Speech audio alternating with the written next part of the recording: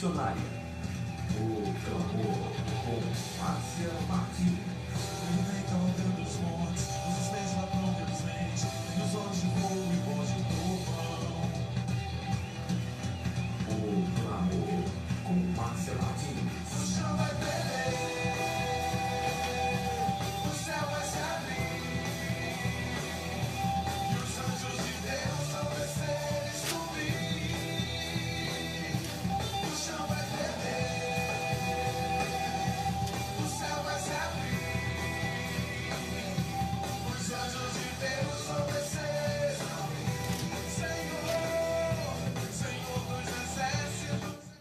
Bom dia, queridos, a paz do Senhor Jesus. Já estamos aqui na nossa posição como o profeta Abacuque, né? Ele disse: eu vou ficar aqui no meu posto de sentinela e tomarei posição sobre a muralha. Aguardarei para ver o que o Senhor me dirá e que resposta terei à minha queixa. Os pés ladrão pelos dentes, tem os olhos de fogo e voz de trovão. Vem marchando com seus cavaleiros, arrolando a sua bandeira, tem o cetro de ouro e a espada nas mãos. Ele vem vestido de branco, ele é santo, ele é santo, ele é santo. Eu já posso ouvir os seus passos aqui. Eu escolhi o texto de Isaías 59 para que nós possamos ler juntos nesta manhã. Vejam, o braço do Senhor não está encolhido que não possa salvar, e o seu ouvido tão surdo que não possa ouvir. Mas as suas maldades separaram vocês do seu Deus, e os seus pecados esconderam de vocês o rosto dele. E por isso ele não os ouvirá. Pois as suas mãos estão manchadas de sangue, os seus dedos de culpa, os seus lábios falam mentiras e a sua língua murmura palavras ímpias. Ninguém pleiteia a sua causa com justiça, ninguém faz defesa com integridade. Apoiam-se em argumentos vazios e falam mentiras, concebem maldade, geram iniquidade. Chocam ovos de cobra e tecem teias de aranha. Quem comer seus ovos morre. E de um ovo esmagado sai uma víbora. Suas teias não servem de roupa, eles não conseguem cobrir-se com o que fazem. Suas obras são más e atos de violência estão em suas mãos. Seus pés correm para o mal, ágeis em derramar sangue inocente. Seus pensamentos são maus, ruína e destruição marcam seus caminhos. Não conhecem o caminho da paz, não há justiça em suas veredas. Eles a transformaram em caminhos tortuosos, e quem andar por eles não conhecerá a paz. Por isso a justiça está longe de nós, e a retidão não nos alcança. Procuramos, mas tudo são trevas, buscamos claridade, mas andamos em sombras densas. Como cego, caminhamos apalpando o muro, tateamos como quem não tem olhos. Ao meio-dia tropeçamos como se fosse noite. Entre os fortes somos como os mortos. Todos nós urramos como ursos, gememos como pombas. Procuramos justiça e nada. Buscamos livramento, mas está longe. Sim, pois são muitas as nossas transgressões diante de ti, e os nossos pecados testemunham contra nós. As nossas transgressões estão sempre conosco e reconhecemos as nossas iniquidades. Rebelar-nos contra o Senhor e traí-lo, deixar de seguir o nosso Deus, fomentar a opressão e a revolta, proferir as mentiras que os nossos corações conceberam. Assim, a justiça retrocede e a retidão fica à distância, pois a verdade caiu na praça e a honestidade não consegue entrar. Não se acha a verdade em parte alguma, e quem evita o mal é vítima de saque. Olhou o Senhor e indignou-se com a falta de justiça. Ele viu que não havia ninguém, admirou-se porque ninguém intercedeu. Então o seu braço lhe trouxe livramento e a sua justiça deu-lhe apoio. Usou a justiça como couraça, pôs na cabeça o capacete da salvação, vestiu-se de vingança e envolveu-se no zelo como numa capa. Esse texto começa dizendo que o braço do Senhor não está encolhido, que não possa salvar, mas as nossas iniquidades, as nossas maldades, os nossos pecados impedem a ação de Deus. Por isso ele providenciou Jesus Cristo, né? O próprio braço dele ele não encontrou ninguém que pudesse consertar toda essa situação do pecado da humanidade. Ele olhou o Senhor e indignou-se com a falta de justiça. Ele viu que não havia ninguém, admirou-se porque ninguém intercedeu. Não havia um intercessor capaz de se colocar na brecha, alguém que fosse sem pecado, alguém que fosse puro, para que fosse ouvido por Deus, para que Deus pudesse então agir na terra. Por isso, ele estende o seu próprio braço para nos dar livramento, que é o Senhor Jesus Cristo, o intercessor entre nós e o Pai que veio a esta terra. Mas depois que Jesus Cristo veio, ele deixou discípulos, ele deixou intercessores, sim, homens e mulheres capazes de estar na brecha, desde que estejam em santidade. É preciso que você esteja caminhando um caminho de santidade para que a sua voz seja ouvida pelo Pai. É preciso que você esteja totalmente coberto pelo sangue de Jesus, né? Que você esteja justificado, que você seja um justo, porque Deus vai ouvir a oração fervente do justo. O justo viverá pela fé. Quando Abacuque se colocou na torre de vigia, e nós acabamos de ver aqui um texto, né, de Abacuque. Deixa-me voltar aqui. Eu comecei o programa falando, né, de como nós temos que estar no muro, vigiando, em intercessão. Então, o profeta Abacuque, quando ele toma esta posição no muro de intercessor, clamando a Deus para entender o que é que estava acontecendo, por que a nação dele ia ser destruída, né? E ele se coloca nessa posição de intercessão, e uma das respostas que ele obtém do Senhor, né, é que o justo viverá pela fé. E ele termina, né, dizendo: ouvi isso e meu íntimo estremeceu, a sua voz, os meus lábios tremeram, os meus ossos desfaleceram, minhas pernas vacilavam, tranquilo esperarei o dia da desgraça que virá sobre o povo que nos ataca. Mesmo não florescendo a figueira, não havendo uvas nas videiras, mesmo falhando a safra de azeitonas, não havendo produção de alimento nas lavouras, nem ovelhas no curral, nem bois nos estábulos, ainda assim eu exultarei no Senhor e me alegrarei no Deus da minha salvação. O Senhor, o soberano, é a minha força. Ele faz os meus pés como os do servo, faz-me andar em lugares altos, né? Então, a resposta que ele obteve do Senhor foi que o justo viverá pela sua fé.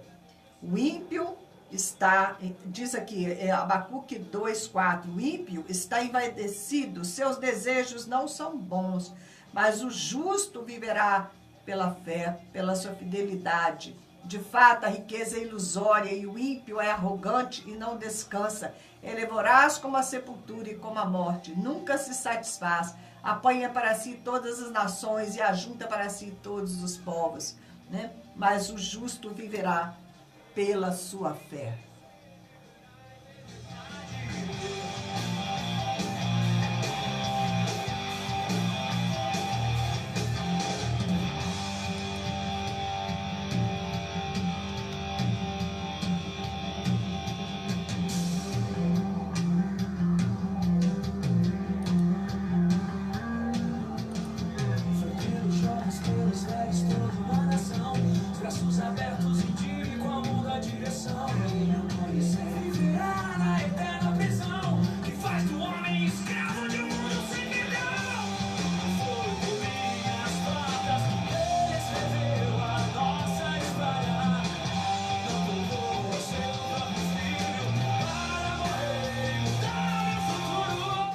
Bom dia, o pessoal que está chegando no Facebook. Paulo, lá de Manaus. Denver, lá de Portugal. Shalom, ok? Obrigada pela presença de vocês. Tem mais gente que entrou aqui, mas eu não estou conseguindo. Paulo Souza, ok? Vamos prosseguindo. O programa hoje está um pouquinho pesado, como vocês viram, né? Os textos que estão sendo lidos aqui, de Isaías 59, os pecados que fazem separação entre nós e Deus. Deus, ele vai agir. Ele vai agir focado primeiramente no povo dele, né? Nós estamos aqui num momento de grande crise na nossa nação. É preciso que a igreja tome uma posição nesta hora. É preciso que estejamos nos muros, clamando a Deus. É hora de clamar. É hora de clamar e clamar muito, porque a nossa nação, ela está em perigo, não é? E Deus vai agir através da igreja. Deus só vai agir através da igreja dele. Só vai agir através da nossa intercessão. Mas ele vai buscar homens e mulheres que estejam em santidade diante dele, porque Deus só vai ouvir a oração daquele que está vivendo em santidade, daquele que abandonou todo o pecado, que abandonou toda circunstância contrária à palavra de Deus. A esses o Senhor vai ouvir. E Deus então vai fazer o que ele tem proposto em seu coração. Porque hoje nós vemos uma igreja rica, opulenta, muitas denominações ricas, poderosas, uma igreja de Laodiceia. E não adianta, o Senhor envia os seus profetas, mas eles fazem como o povo de Israel, eles tampam os seus ouvidos porque eles não querem ouvir, porque eles estão numa posição privilegiada. E eles se alimentam das suas ovelhas, né? Eles são alimentados através das suas ovelhas. Eles não são verdadeiros pastores, não são alimentados por Deus, como Elias, que o Senhor mandou lá, né? O corvo levar o pão, levar a carne para ele. O Senhor sustentava o seu profeta, mas não, os líderes da nossa igreja hoje, eles querem ser sustentados pelas suas ovelhas, não é? E quem é que vai corrigir duramente uma ovelha se você está dependendo dela para o seu sustento? Hoje os pastores querem rebanhos gordurosos, ovelhas gordinhas, ok? Para alimentá-los, e não estão dispostos a eles alimentarem o rebanho, a eles sacrificarem em função do rebanho.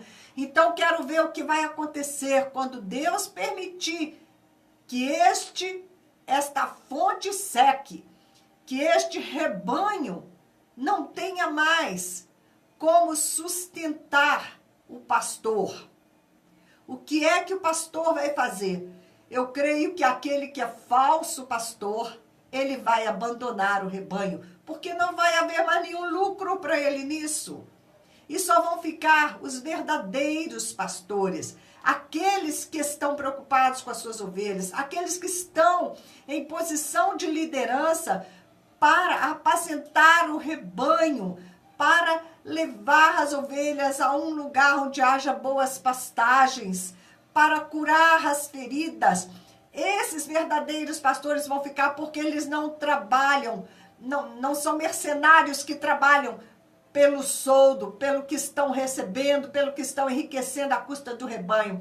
Eu quero ver os verdadeiros pastores, quando eles tiverem que pastorear rebanhos de pessoas pobres que estão vivendo numa nação depauperada, pessoas que não têm mais recursos. E aí nós vamos ver quem são os verdadeiros pastores. E aí o Senhor Jesus vai ter uma verdadeira igreja aqui no Brasil.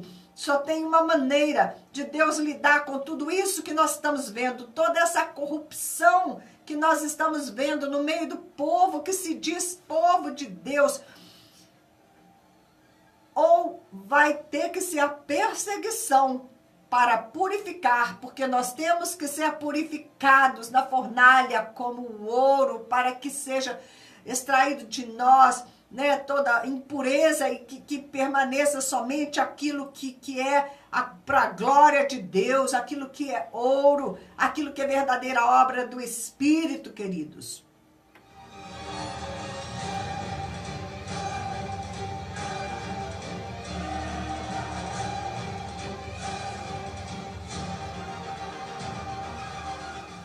Talvez Deus não tenha escolhido para nós o caminho da perseguição, mas pode ter escolhido o caminho da escassez, ainda que a figueira não floresça, como diz aqui Abacuque, que não haja mais fruto na vide. Eu, todavia, adorarei o meu Deus.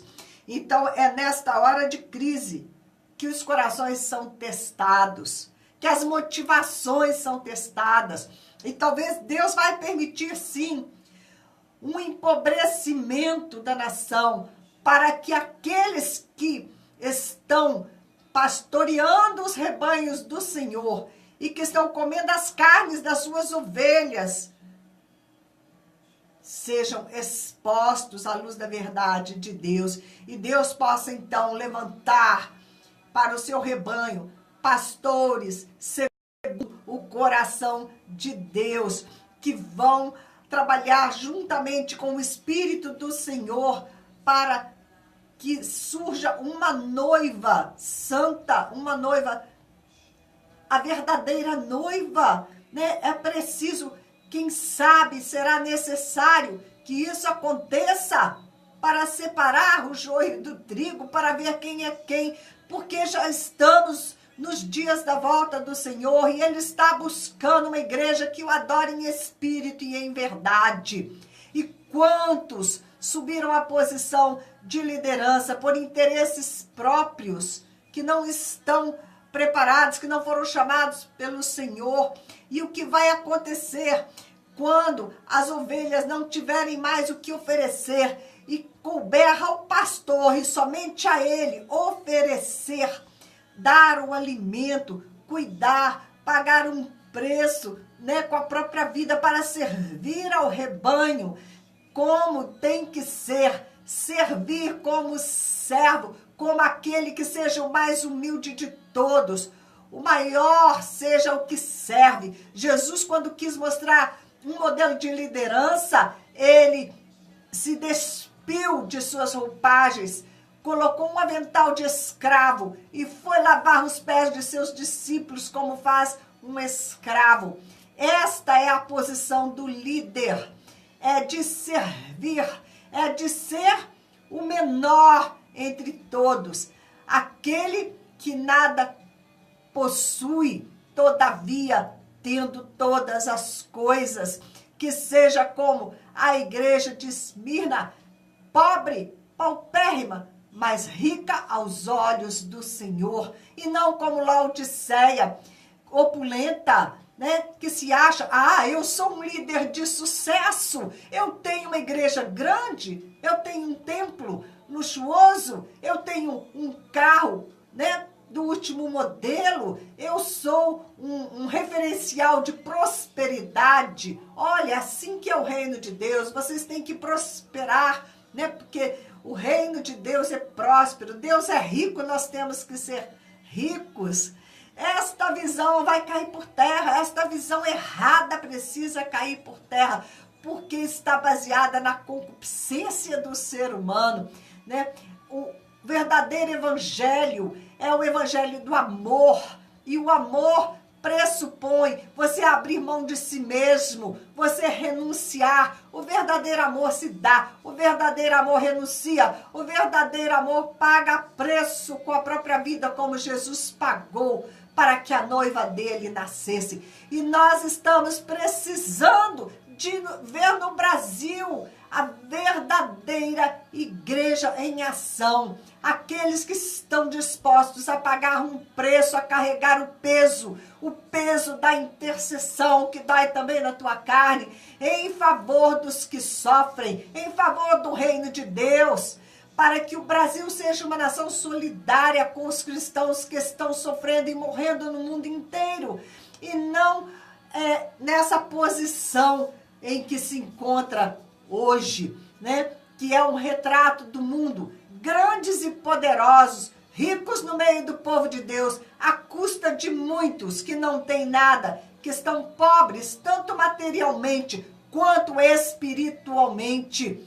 Que pastor quer sofrer junto com a sua ovelha, carregar a cruz, O Senhor nos chamou a carregar a cruz uns com os outros, a carregar o fardo, uns carregar o fardo dos outros. Qual líder que vocês estão vendo carregando, te ajudando a carregar o teu fardo, mesmo em prejuízo próprio? Deus não vai mais suportar esta igreja brasileira como está por muito tempo. Não vai. E é bom mesmo que não suporte, porque os tempos estão chegados. Jesus está às portas e ele precisa de uma igreja santa, santa, sem mácula, uma noiva pura, adornada com obras de justiça. E é tempo, e se for necessário, que a nação vá afundando, como está afundando, que afunde para que surjam aqueles que são verdadeiros servos de Deus, aqueles que vão glorificar o nome do Senhor. E Deus há de nos dar graça, Deus há de dar graça para aqueles que são realmente dele, que nesta hora de trevas nós possamos resplandecer como luzeiros, porque é na hora de trevas que aparece quem é que tem a verdadeira luz para guiar o povo de Deus, a verdadeira luz que é Cristo Jesus.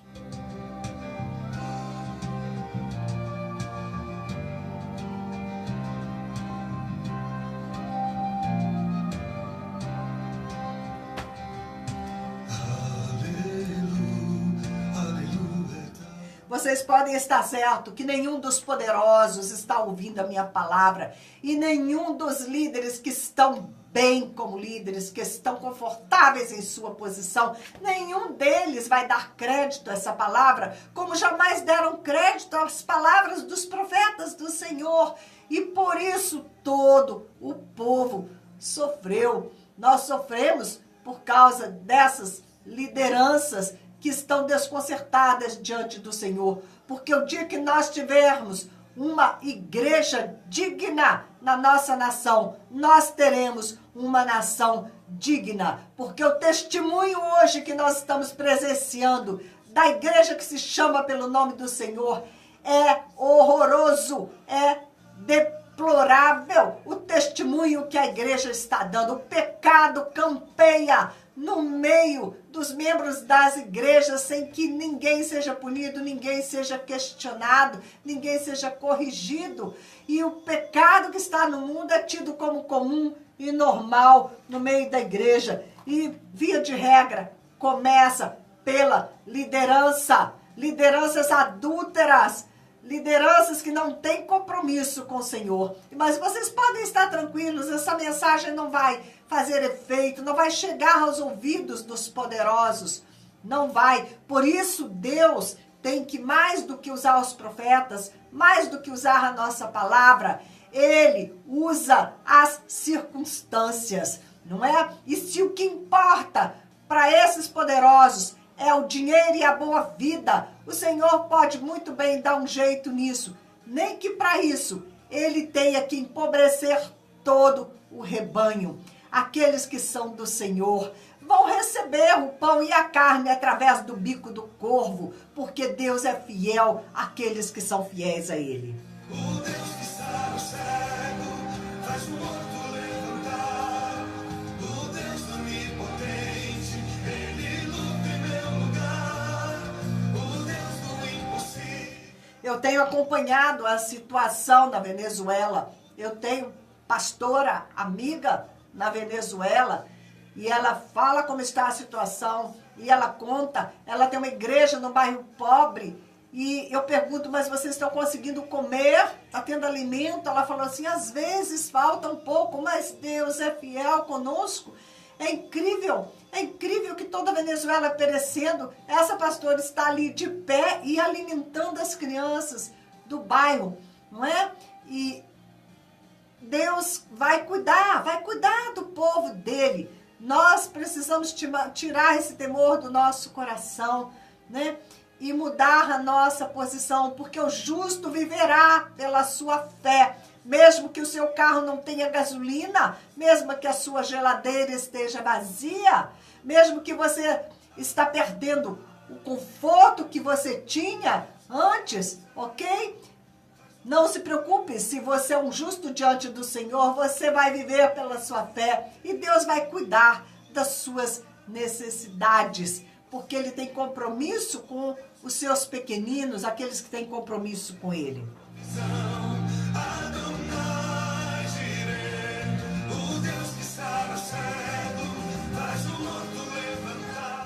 Sheila, eu vi que você mandou uma mensagem para mim, Sheila, no WhatsApp, mas apareceu muito rápido, piscou e foi embora, né? Então, quando você me acompanha no Facebook, você tem condição de interagir comigo, de mandar a sua mensagem de apoio, de falar o seu amém, a nossa mensagem. Bom dia, Juliana, bom dia, Mariana Cardoso, que bom que vocês estão chegando, né? Um pouquinho aí atrasadas, mas depois vocês vão receber. Se você quiser receber essa mensagem, é só me adicionar no seu WhatsApp e você vai receber no seu WhatsApp, ou vai no YouTube, Márcia Entre Nações, no Facebook, Márcia Entre Nações, ou meu WhatsApp, 329-9195-9489. Sheila está dizendo, glória a Deus, eu só ouvi o seu glória a Deus, Sheila. Obrigada pelo apoio, queridos. Vamos aqui falar um pouquinho do profeta Elias. Aleluia, Adonai, aleluia ao Senhor.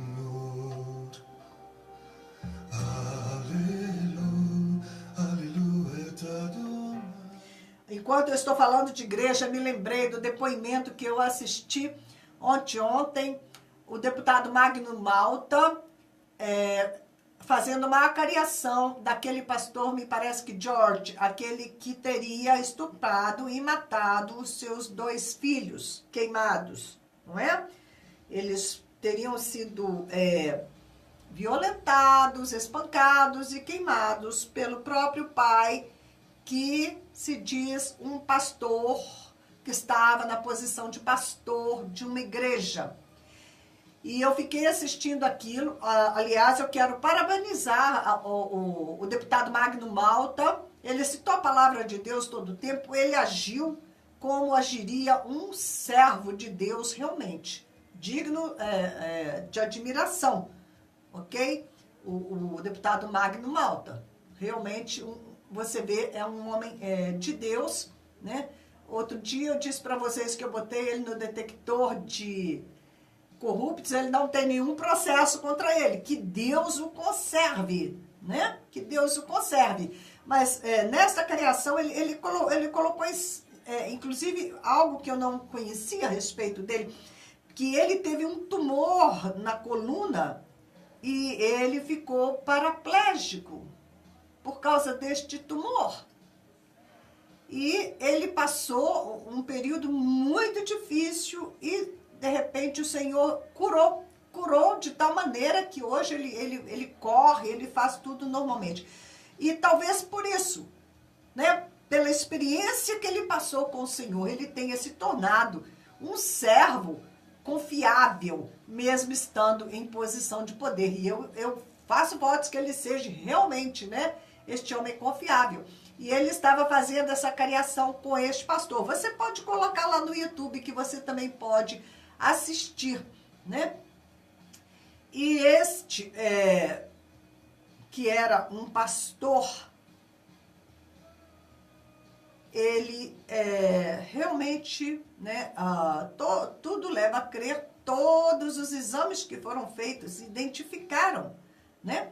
Foi comprovada a presença de esperma do pai nas crianças, do sangue das crianças do pai, tudo está já comprovado pelo laboratório. E ele estava ali confrontando, dando uma chance àquele ex-pastor de confessar o seu pecado, para que ao menos a consciência dele, né, para que ao menos a alma dele fosse salva.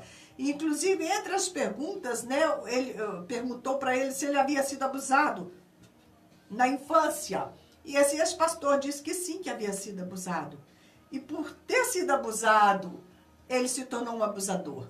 Né? A estatística é de que cada 10 pessoas abusadas, 7 se tornam abusadores. 6 delas como uma maneira de se vingar do sofrimento, da dor dor que sofreram, né, por terem sido abusadas. Eu coloco isso, inclusive, do meu ponto de vista espiritual, porque eu mexo com libertação há mais de 20 anos. Quando uma criança é abusada, entra nela um espírito maligno de abuso, e este espírito maligno de abuso vai expô-la a novos abusos e vai fazer dela também alguém que abusa de outros. Por isso, nós temos que ter muito cuidado com as nossas crianças, mais do que nunca. Você não pode se distrair dos teus filhos. E os abusadores são os que menos esperamos. É um irmão, é uma irmã, é uma babá, é um pai, é um vizinho, é um tio. Tomem cuidado com as suas crianças. Este pastor, ele foi uma vítima, e de vítima ele passou a assassino dos próprios filhos, porque o diabo, ele não brinca, ele não está brincando. E este homem, ele nega e nega, né? E de qualquer maneira ele está condenado. Seria melhor para ele que ele confessasse, né, e obtivesse perdão da parte do Senhor. Mas isso é para vocês verem a condição a que já tem caído aqueles que estão na liderança do povo de Deus, né? De crime hediondo até crimes de colarinho branco, vamos dizer assim, né? Da elite.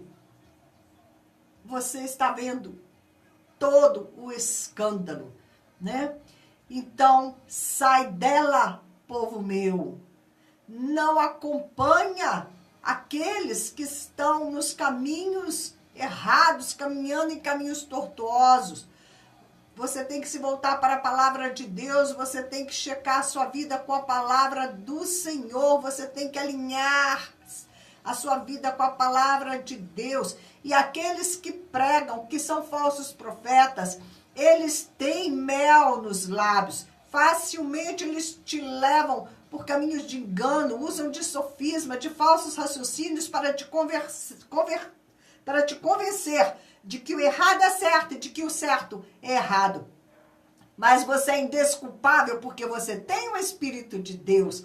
E o Espírito de Deus, se você aprender a ouvir o Espírito do Senhor, ele vai te guiar, né? Ele vai te mostrar quais palavras são verdadeiras, quais palavras são falsas, aonde está a verdade, porque o Espírito da verdade habita dentro de você.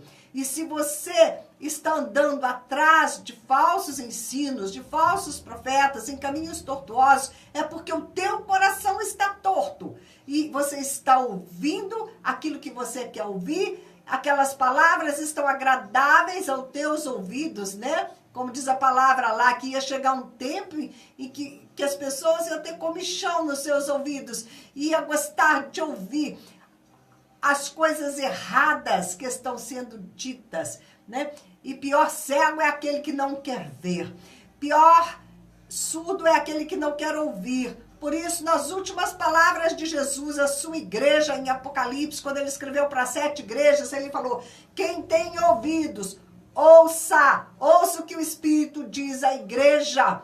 Ok? Você é indesculpável. Por isso, toma cuidado, porque nesse tempo que nós estamos vivendo, o que está previsto para a igreja do Senhor é a apostasia, é o afastamento desta igreja dos verdadeiros caminhos de Deus. Que você esteja entre aqueles que são o remanescente fiel, aqueles que buscam a comunhão, a intimidade com seu Deus, que se enchem do Espírito do Senhor e não se deixam enganar facilmente por palavras sedutoras que vêm de encontro ao teu homem carnal, que vêm de encontro àquilo que você quer escutar.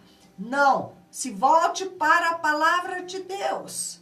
Cheque aquilo que você escuta com a palavra de Deus.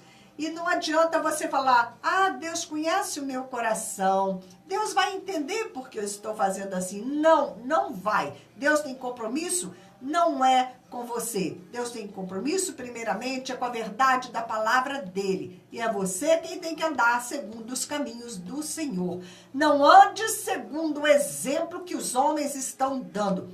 Porque eu digo como Jesus falou para os judeus: Olha, vocês estão vendo esses que se assentaram na cadeira de Moisés? Não façam o que eles estão fazendo.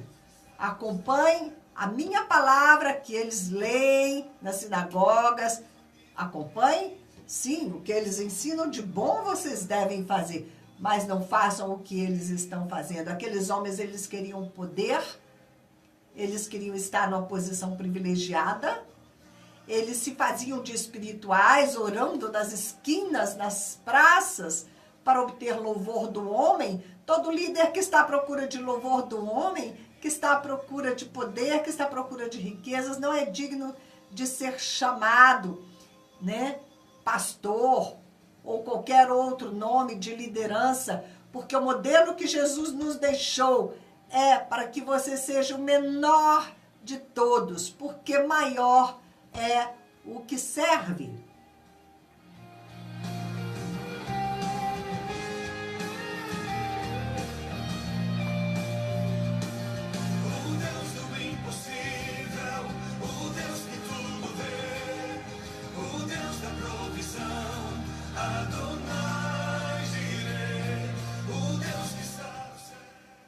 Bom, vamos prosseguindo. Em 1 Reis 18, 19, diz assim: agora, pois, manda juntar a mim todo Israel no Monte Carmelo, como também os 450 profetas de Baal e os 400 profetas do poste ídolo que comem da mesa de Jezabel. Olha quantos profetas, 850 profetas que comiam na mesa do rei Acabe e da rainha Jezabel, bem na liderança do povo de Israel, e eram falsos profetas, né? Eles estavam ali se alimentando da mesa, estavam na mordomia. Ao todo eram 850 profetas, que juntamente com o povo foi chamado a se reunir no Monte Carmelo, ok? Isso foi um chamado do profeta Elias. Ele falou com o rei Acabe, falou com os líderes do povo, falou: olha, nós vamos nos reunir no Monte Carmelo, manda todo mundo para lá, porque eu tenho um desafio. Elias então lança o desafio para que o povo se posicione de uma vez por todas entre Baal e Jeová. Vocês têm que resolver de que lado vocês estão, Baal ou Jeová. Então, foram para lá, 850 profetas e todo o povo se reuniu no Monte Carmelo. Esse é um dos mais dramáticos exemplos de oração de guerra. O de Elias em seu conflito com Baal. Baal era um clássico espírito territorial, um principado que dominava os fenícios e os cananeus. Hoje, nós temos um principado que está aí assentado e governando sobre a nação brasileira. Para quem é que esta nação está consagrada? Este é o principado que está governando. Ok? Muito bem. Então, tanto Elias quanto os profetas de Baal estavam ali. E ambos iam invocar o seu Deus e sacrificar a Baal e sacrificar a Jeová, ok? Ambos seriam invocados através do sacrifício de um novilho, e aquele que respondesse com fogo mostraria ser o verdadeiro Deus, ok? É bem conhecida essa passagem. Este Baal, como eu estava explicando, é um espírito territorial, um principado que estava dominando. Esse príncipe das trevas conseguiu capturar a lealdade do rei Acabe, do rei de Israel, que se casou com Jezabel, sacerdotisa desse deus pagão. Então ela mandou edificar um templo e um altar dedicado a Baal, bem ali, né, em Israel. Então Deus levantou Elias para liderar a guerra espiritual em nível estratégico. Você pode ver ali esse texto em 1 Reis capítulos 17 ao 19.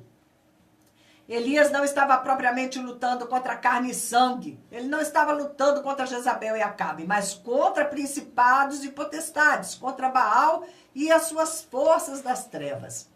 O clímax do relato vai exibir um dramático choque de poderes. Elias proclamou publicamente uma seca sobre a terra. E durante todo o período de seca, Deus sustentou a Elias, enviando-lhe aves que lhe trouxeram alimentos e multiplicando a farinha e o azeite na casa da viúva aonde ele havia sido acolhido. Deus relembrou a Elias quanto ao seu poder, ressuscitando o filho daquela viúva, ok? E então chegou o tempo próprio, o momento kairos, que é o tempo oportuno para o Senhor derrotar a Baal e a seca chegar ao fim. Nesse tempo, nesse kairos de Deus, Deus falou, Elias, agora vai. Elias então anunciou que voltariam as chuvas e então desafiou abertamente a Baal por intermédio do rei Acabe. Os eventos são bem conhecidos. Baal não foi capaz de atender seus sacerdotes e de fazer descer fogo dos céus para consumir a lenha do sacrifício.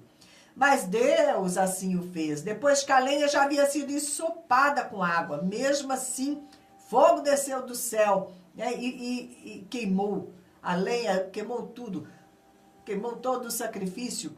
Como sacerdote, Elias, antes de oferecer o sacrifício, ele restaurou e ele purificou o altar do Senhor, que pertencia ao povo, para o povo, restaurando assim o relacionamento entre os homens e Deus.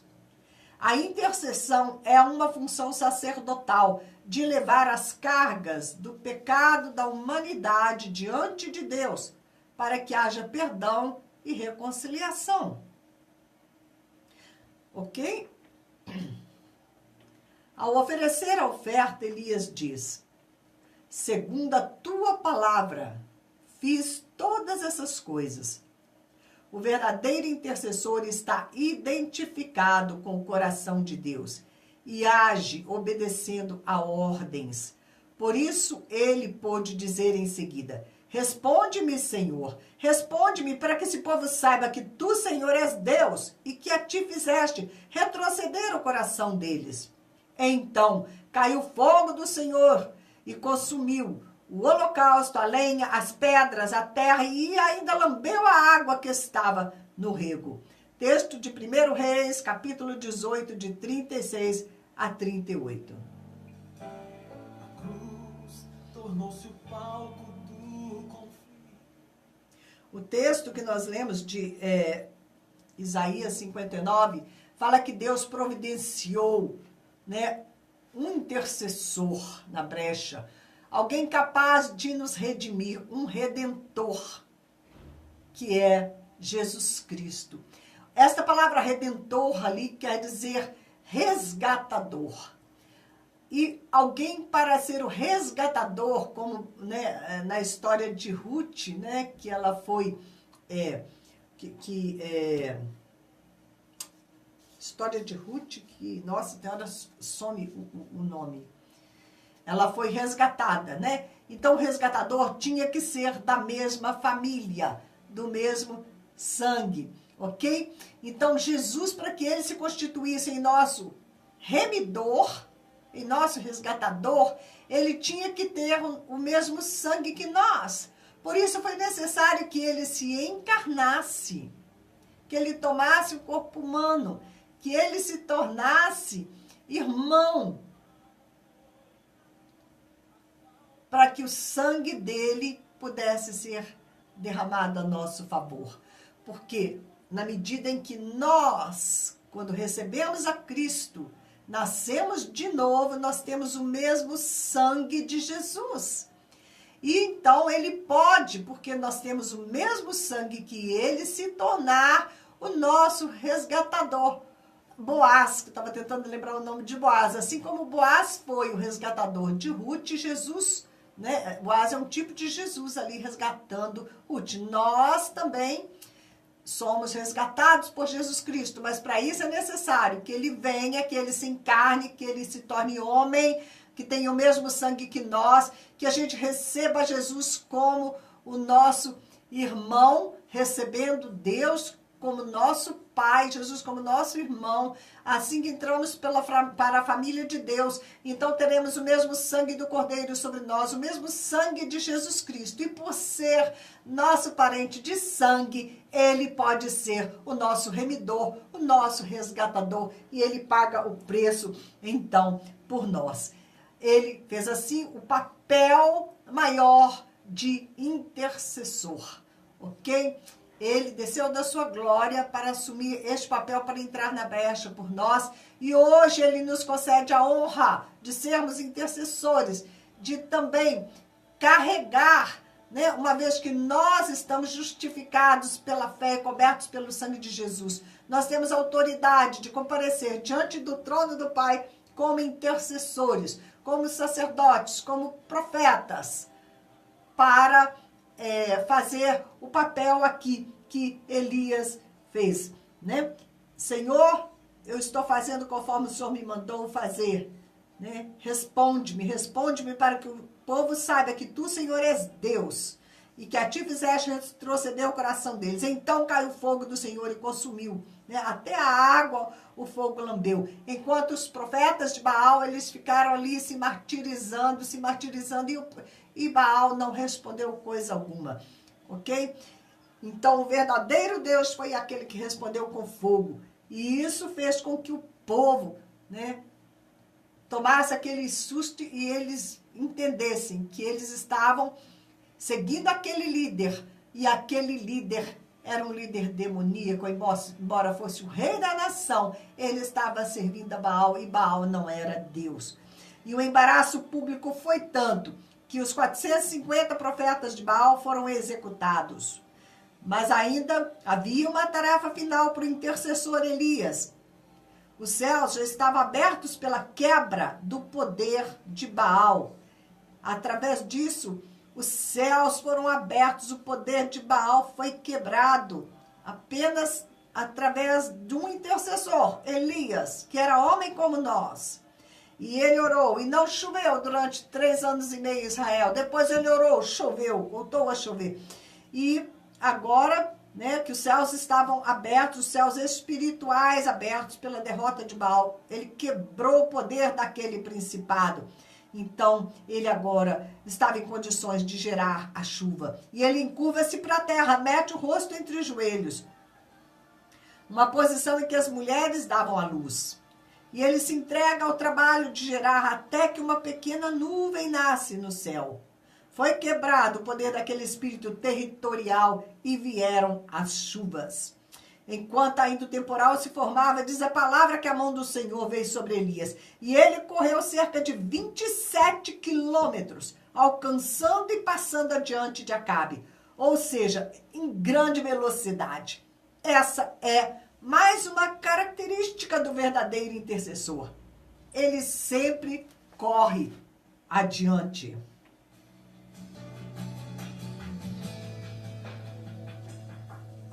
Ouvi o seu chamado, atentei para suas palavras e agora estou aqui para servir. Estou disposto a lutar, estou disposto a alcançar minha promessa. O que é esperado de nós nesta hora, diante de tudo isso que está acontecendo aí no Brasil? Agora está circulando uma notícia de que os caminhoneiros vão se organizar melhor e que acho que segunda-feira à noite eles vão entrar novamente em greve, porque eles não conseguiram a reivindicação, né, que eles pediram, acho que foi concedida só em parte, só por 60 dias, enfim. E eu não sei se essa notícia procede ou não, ok? Mas, independente disso, independente se a greve dos caminhoneiros vai voltar ou não, esta nação ela está entregue na mão do inimigo, que está fazendo de tudo para destruir-nos. E a igreja não pode continuar como está. Nós precisamos clamar ao Senhor. A sua igreja, a sua congregação, vocês precisam organizar reuniões de oração, reuniões de clamor.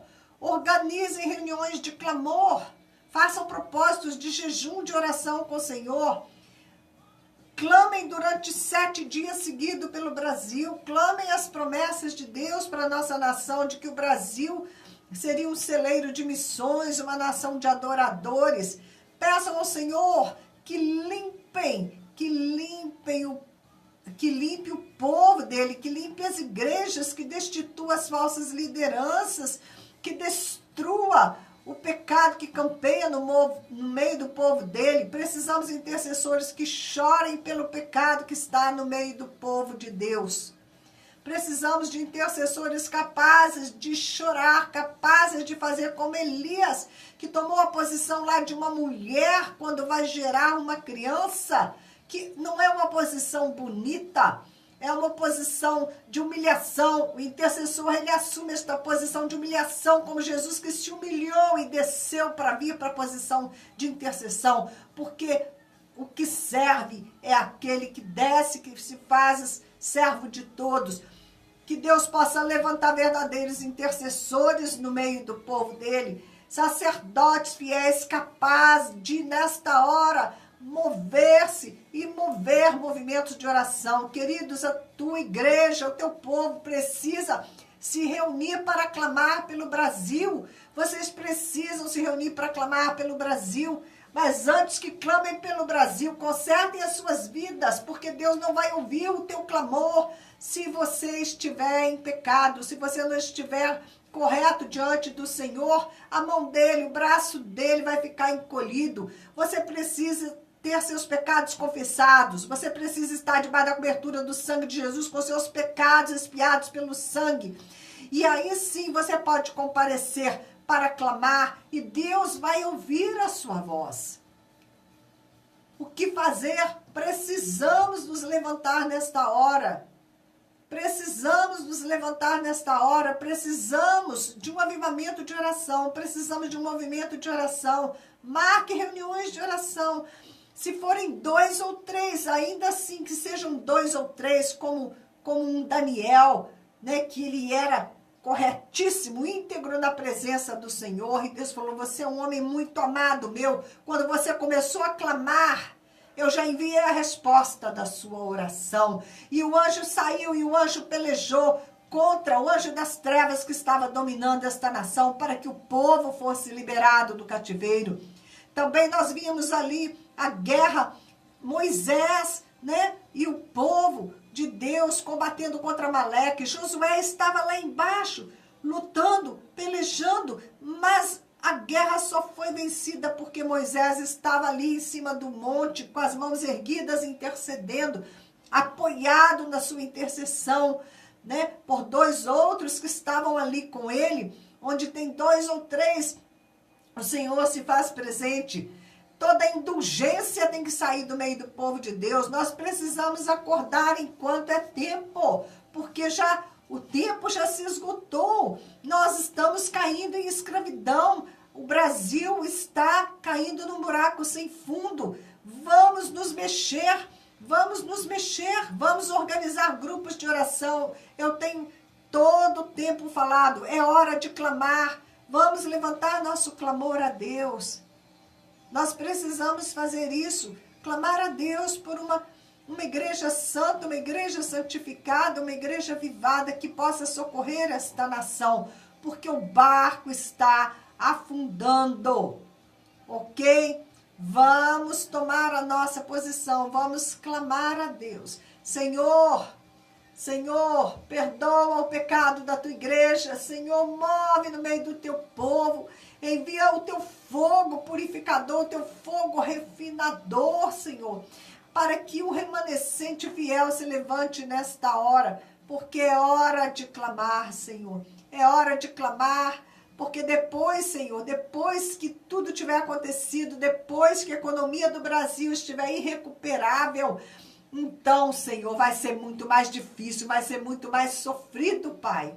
Senhor, acorda o teu povo, move, Pai, move o teu espírito, Senhor, move o teu espírito, acorda a consciência do teu povo, ó Deus, para que paremos de olhar somente para nós próprios.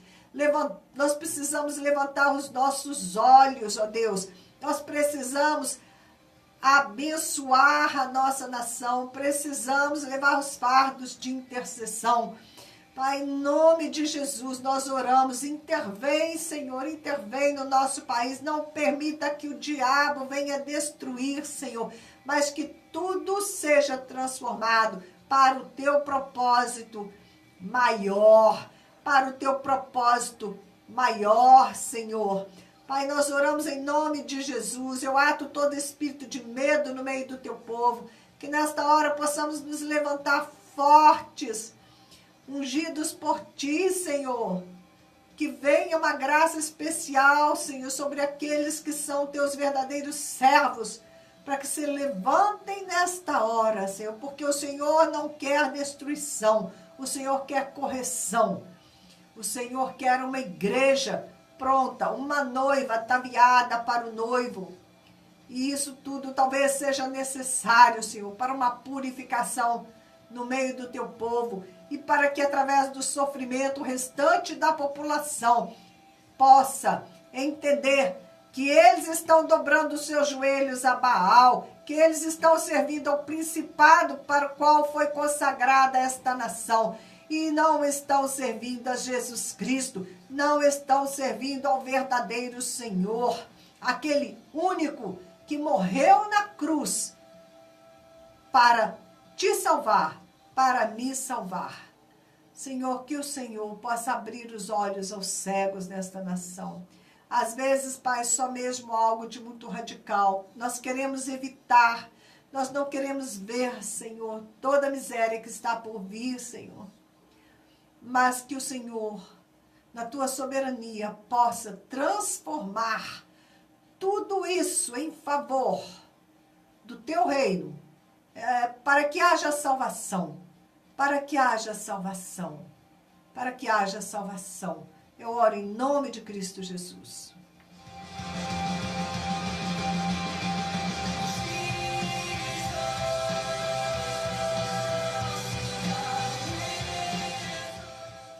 Olha aí, se você quer começar agora a ser um abençoador, você pode fazer parte do projeto Asra, que significa esperança, o nosso projeto ali no sul de Delhi, na Índia. Se você depositar a sua semente lá na Índia, ela vai estar guardada, ela vai prosperar. E no momento certo, você vai colher esses frutos dessa semente que você plantou aqui no Brasil. Se você fizer algo por outra nação, você vai estar atraindo as bênçãos de Deus sobre a nossa nação. O projeto Asra, nós estamos abrindo escolas, temos 60 crianças ali na Índia. Participe conosco, adote uma criança. O meu telefone para você ligar, para você adicionar no WhatsApp, participar, é 32 991 95 94 89. Esse é o tempo de você usar os seus recursos para investir no reino de Deus, que é a única poupança, é o único investimento, eu te garanto, que é seguro nesta hora, porque você vai estar colocando o que te pertence na mão do Senhor. Não coma todas as suas sementes, porque elas vão acabar e não haverá colheita para você. Plante as tuas sementes, deposite nas mãos do Senhor, invista em missões e você vai estar seguro da sua colheita. Você vai colher em abundância, ok? Participe conosco, Projeto Asra, adote uma criança. Queridos, bom dia, Valtair, Joseli, Romildo, todos vocês que chegaram aí no Face, tá bom? Se você não está no meu WhatsApp, adicione para que você receba na íntegra a mensagem deste programa de hoje. ok? É muito importante que vocês recebam a orientação profética de Deus nesta hora. Eu estou clamando a Deus para que me use como instrumento, para que eu traga a direção correta para o povo dele, ok? Compartilhem as minhas mensagens, porque não são minhas. Elas são do Espírito do Senhor, que está exortando a nossa nação nesta hora, neste tempo de dificuldade, neste tempo de perigo, ok? Para sabermos qual é a posição que nós devemos tomar diante de tudo isso que está acontecendo. Ok, amados? Compartilhem este programa, assistam tudo o que foi falado. Essa é a tua parte. A minha parte está aqui, eu estou buscando e trazendo a mensagem. A tua parte é dizer amém, divulgando esta mensagem. Fiquem com Deus, que a paz do Senhor Jesus continue guardando os nossos corações. Um ósculo santo, que você e tua família recebam nesta hora a graça e a bênção do Senhor. Amém. Voz enfraquecer quando o vento parecer Bom mais dia. forte.